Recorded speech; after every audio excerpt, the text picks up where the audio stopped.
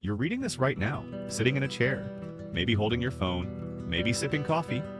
Everything around you, the chair holding you up, the coffee falling into your cup, the phone you almost dropped 3 times today, all of it is following the same set of rules, written hundreds of years ago by one very smart, very patient man.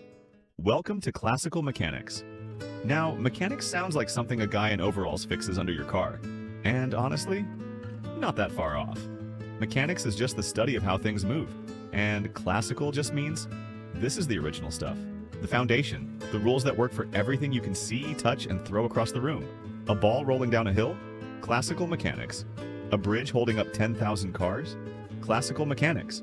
A rocket launching into space? Still classical mechanics. At least until it gets really, really fast. Think of it as the operating system of the physical world. Everything runs on it. You just never notice because nobody told you. There are basically 3 questions classical mechanics answers. What is moving, how fast, and why? That's it, 3 questions. And by the end of this video, you'll have the tools to answer all 3. Let's go. Things move. You move. Cars move. The Earth moves. Right now at 67,000 miles per hour around the sun. You just can't feel it, which is either comforting or terrifying depending on your personality. But just saying it moves isn't enough for an engineer. They want to know exactly how it moves. How far? How fast? Speeding up or slowing down? That's where kinematics comes in, the language we use to describe motion. No forces yet, just pure description. It starts with 3 simple ideas. Position.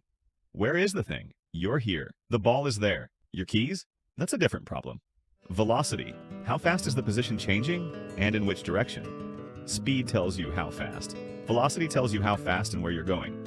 Put it on paper. Velocity equals distance divided by time. A car doing 60 miles per hour toward a wall, that's velocity. And also a very bad day. Acceleration. How fast is the velocity changing? Hit the gas, acceleration. Hit the brakes, also acceleration, just the opposite direction. On paper, acceleration equals change in velocity divided by time. These 3 are connected like a chain. Acceleration changes velocity. Velocity changes position. And if you know any 3, you can always find the 4th using this formula. That's how engineers predict exactly where a cannonball lands before it's fired. Not magic, just kinematics. So, things move. But why do they move? For thousands of years, nobody really had a good answer. Then one day, a man was sitting under a tree. An apple fell on his head. And instead of just being annoyed like a normal person, he started asking questions. That man was Isaac Newton. And what he figured out changed everything. Newton gave us 3 laws. 3 simple rules that explain basically every movement you've ever seen in your entire life. Law 1. Objects are lazy. If something is sitting still, it wants to stay still. If something is already moving, it wants to keep moving. Forever, in a straight line, at the same speed. We call this inertia, and the only thing that breaks it? A force. When all forces cancel out. That's why you lurch forward when a car brakes suddenly.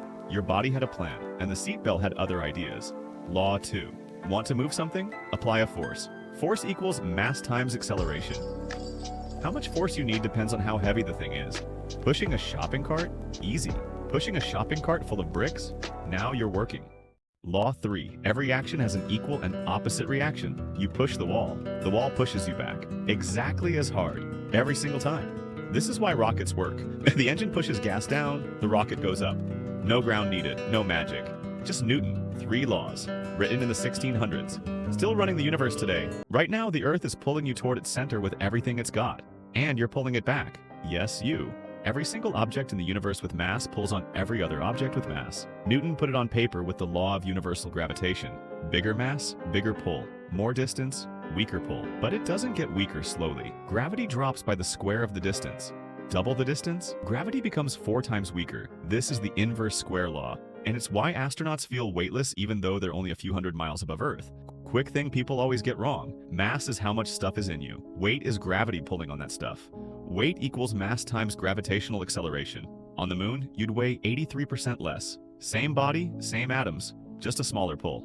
So technically, you're not overweight. You're just on the wrong planet. The sun is so massive that its gravity constantly pulls the Earth inward, but the Earth is moving sideways so fast that it keeps missing the sun. Falling toward it, missing it, falling, missing, forever. We call that an orbit. Gravity and momentum having an argument that never gets resolved. Now let's talk about energy. You know the thing kids have at 11 p.m. that nobody asked for? Energy is just a number sitting there as a property of something. Its unit is the joule. 2 main flavors. Kinetic energy. Energy of movement. Anything moving has it.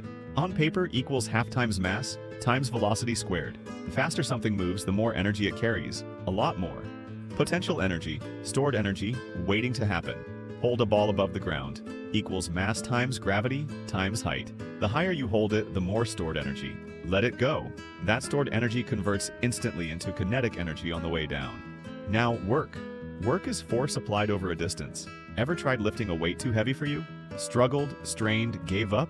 Physics doesn't care. Mathematically, you did zero work. No movement, no distance, no work. Your feelings are invalid in the face of equations. The most important rule, energy cannot be created or destroyed, only converted, always. And power?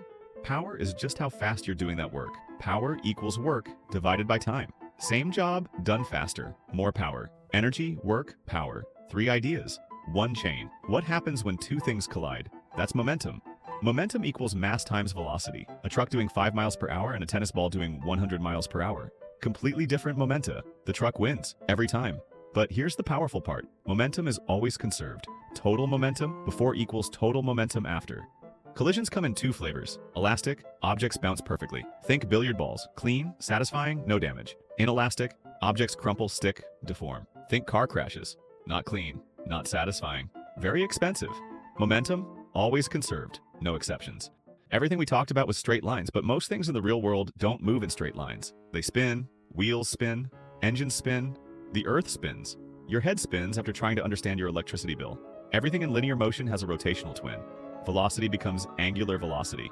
Mass becomes moment of inertia. And force becomes torque. Torque is a rotational push, equals force times the distance from the center. Ever struggled to open a tight jar lid? You instinctively grab it as far from the center as possible. The further from the center you apply a force, the more rotational power you get. This is why a wrench works. A long wrench on a stubborn bolt beats a short one every time. Same hand, same force, just more distance. Engines, turbines, windmills, bicycle gears, all of it is just torque doing its job quietly in the background. From lazy objects that hate being disturbed, to spinning engines, to planets falling forever around the sun, it's all one thing: classical mechanics. 3 questions.